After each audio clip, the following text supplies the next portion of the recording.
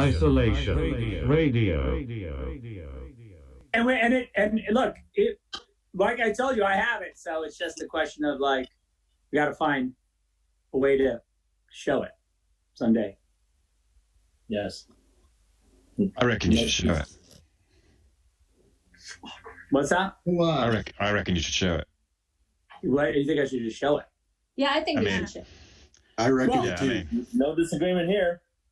I think that, I don't have I can't show the movie right now, because it's still a little bit to do. But there is this. I have this. I don't know if this is helpful.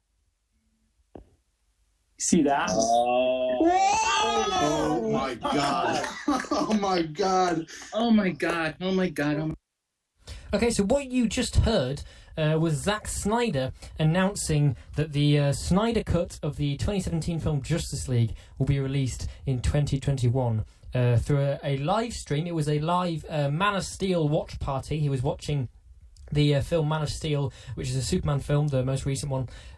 The most recent standalone one, with lots of fans and things, and Henry Cavill, who actually played Superman, and he announced on that watch party during a question segment that the Snyder Cut will be coming out next year, and that is what he announced in that audio clip there.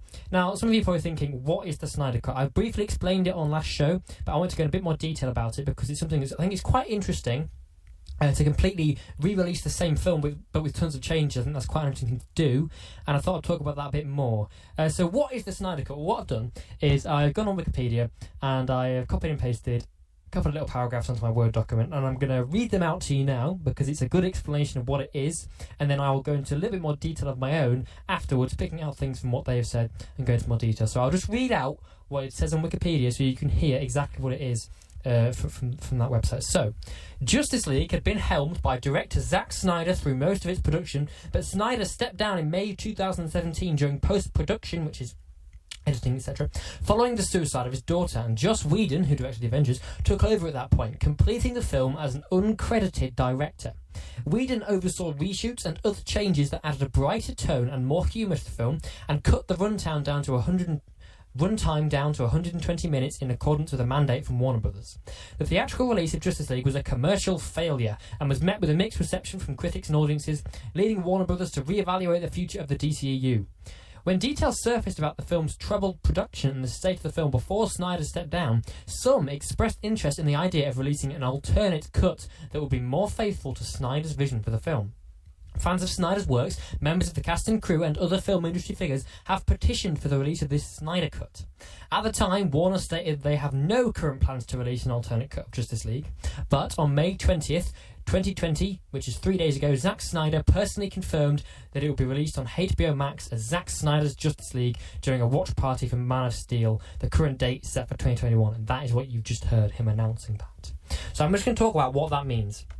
So first of all, HBO Max, if you've done all that, is basically that is a streaming platform from Warner Media that offers 10,000 hours of premium content from HBO with films and stuff as well. So shows like The Big Bang Theory, films like Wonder Woman, etc. So that's HBO Max.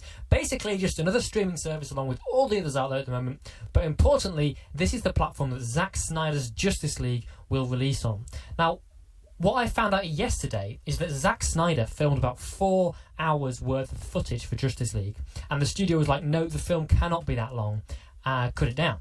So he cut it down to 2 hours and 20 minutes, I believe, and Joss Whedon was basically brought in to help him fix this film, because he liked what he'd done, but it was way too long and they needed to fix it, so they brought Joss Whedon on board to help. Obviously, he's really well with Avengers and Avengers Age of Ultron, so they did that. But, sadly, as previously mentioned in that Wikipedia paragraph, Zack Snyder's daughter committed suicide, so he had to leave the project. And Joss Whedon took over completely and changed a lot of the film. And I'm going to tell you what he changed now. The information I'm about to read to you is it's from Screen Rant, which is a media website, etc., so it's quite trustworthy. I haven't copied and pasted it. This is where I've got my information from. So I'm going to tell you now what Joss Whedon changed to Zack Snyder's Justice League. So every time we see Superman, apart from like 2 shots in the film, this is a reshoot from Joss Whedon. They went back and filmed it and redid it later on with different script, different scene, different storyline, pretty much everything. The big giveaway is Henry Cavill's top lip, which I have touched on before with Alistair. Basically, he was in a Mission Impossible film when the Justice League reshoots were scheduled, and he had a moustache which he couldn't shave off, so all the reshoots had to have CGI edited out moustache. So in the film, he wouldn't have one. They edited it out using CGI. So basically, you can tell which scenes are reshoots because it has Henry Cavill with a weird top lip that's incredibly obvious. But unless an effect was added throughout the majority of the film so that it looked like he was always like that, so the weird shots didn't stand out, we can pretty much assume that most of Superman's scenes were completely reshot and changed by Joss Whedon after Snyder had left the project. So they'd already filmed everything and they went back to the reshoots and basically redid everything with Superman.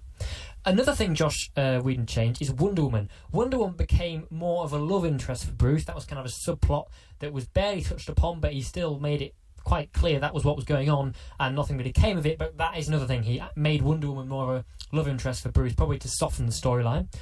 A lot more jokes were added to create a lighter tone, because Zack Snyder's known for quite dark films like Batman vs Superman, Man of Steel. They had a very dark tone to it.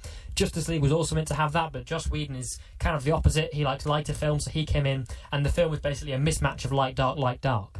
And loads more jokes were added by Joss Whedon to try and move away from Batman vs Superman and Man of Steel, apart from one or two that was kept by Zack Snyder. And we didn't really see Black Superman either in a Black Superman suit. We didn't see that. Also, Darkseid wasn't in the 2017 version. Now, Darkseid is a big DC Comics villain. He's basically Thanos, but the DC version, and he was created before Thanos, I might add. They didn't copy Marvel. He was created first. Thanos was kind of a copy of Darkseid.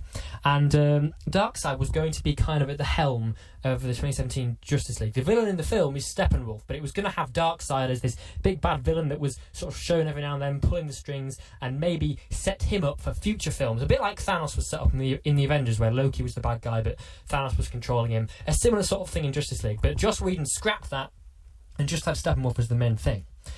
So he changed a lot, and I'm pretty sure there's quite a lot more. That's kind of brief. The studio said they only changed a little bit, but when you read into it and look into it, they changed a lot from that film. That's why everyone wants this Snyder Cut to come out, because it's basically a completely different project, but with the same characters and some slight similarities. And that's why everyone was campaigning, because Snyder's version sounded really cool and Joss Whedon's version was a flop. So what will be different about the Snyder Cut? Well, we can expect Darkseid. Think of it this way. If Zack Snyder was going to put Darkseid in the end of Justice League to set up future films, that would have been great, but Zack Snyder isn't in charge of the DCU anymore. He doesn't control what happens in the films. So there's not going to be any sequel Snyder Cut films. So there's no point him putting Darkseid in his Snyder Cut just to set up more movies, because there isn't going to be any more, most likely.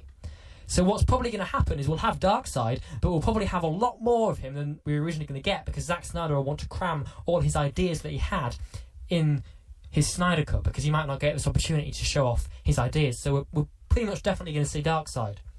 We're also going to see Martian Manhunter. He was meant to be in the Justice League film. There's a general in Justice League that was going to turn into Martian Manhunter. There's going to be a big reveal, but again, Joss Whedon scrapped it. So we're going to see that in this film. We're going to see the transformation into Martian Manhunter and see him join the Justice League. Possibly that's going to be really interesting. It's going to have a darker tone, like I've mentioned. It's going to have less humour. We're going to see Alfred meeting Superman. This was a scene that was revealed when Snyder was in charge, and Joss Whedon, again, he cut that. We're going to see a lot more Superman stuff, probably quite a different plot, and more Black Superman suit, because, again, as mentioned, Joss Whedon cut most of the Superman stuff and redid it also. It was probably going to be pretty different. We're also going to get a nightmare sequence with Bruce Wayne's Batman. And we're also going to see more of Batman's journey travelling to meet Aquaman in this isolated village and recruit him for the team. And also, in the film Justice League, the creatures can sense fear, and that's how Bruce Wayne and everyone figure out these creatures, what their weakness is, basically. But in Snyder's version, that wasn't a thing. That didn't exist. So the team are going to have a different way of figuring out the bad guy's weakness, which is going to be interesting. So, as you can tell, there's a lot more detail I could go into, but I didn't really want to overwhelm you with information. But basically, the Zack Snyder Cut is Justice League, but majoritively different storyline, a few similarities, very different tone, and hopefully will be a lot better than the 2017 version, because he's going to either get 6 sort of episodes or a 4-hour cut released on HBO Max for his Justice League, which means he can put in everything that he wanted to put in originally, but the studio said no. He can also put in ideas that he was going to have in future films, but obviously can't anymore, so that'll be in there. But one thing that's going to be interesting, and I'm moving away from the Snyder Cut now, and very briefly talking about Robert Pattinson's The Batman. Now, Robert Pattinson was really revealed to be the Batman. Everyone was kind of hyped about it. I'm looking forward to his film. But my worry is that if Ben Affleck's Batman is really, really good in the Zack Snyder Justice League because it's Zack Snyder and everyone likes it, will that damage the Batman film that's coming out that isn't played by Ben Affleck? Will Robert Pattinson not get a chance because there's 2 Batmans in 2 different films next year? That would be my worry.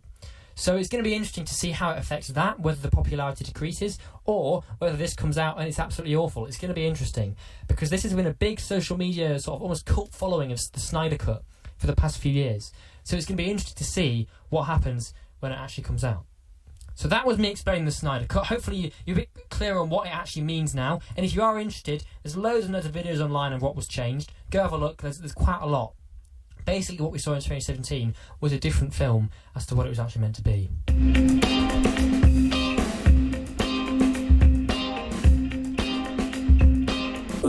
Isolation. Radio.